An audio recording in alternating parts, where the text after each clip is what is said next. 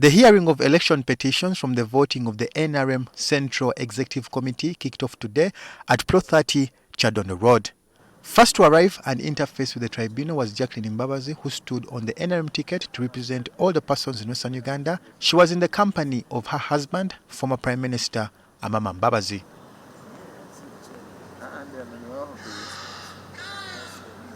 The couple first interacted with Patrick Mutagwire, who contested against Jacqueline Mbabazi, before being ushered into the tribunal. In his petition, Mutagwire alleges that the number of older persons who participated in the voting was bigger than those in the NRM register for older persons. 364 from the 35 districts, 8 municipalities, 6 city divisions, and 3 cities. So these elections in the structures cannot expand.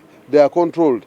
And the number of voters who are voting there are the 5 on the executive committee of these structures, and 2 sitting councillors, female and male, who are NRM, who are in this structure. So when you add up the maximum number of number of voters who can be declared is 364. Mutagwire has also handed in evidence of a video when the NRM Electoral Commission Chairperson Tanga was tallying votes for Western Uganda. He says the counting was fraudulently done. 9, 10, 60. Come on, it was 10. It was 10. 80. You see Dr. Tanga counting himself, counting 50, then 80, 81. Then he goes on 160, 170, 180, 190, 191. So in that process, he inflated the votes for Mrs. Jacqueline Mbabazi by 60 votes. Jacqueline Mbabazi, in her defense, says the evidence brought forward by Mutagwire needs to be authenticated. Well, they were talking of miscounting using a video which I think is fictitious.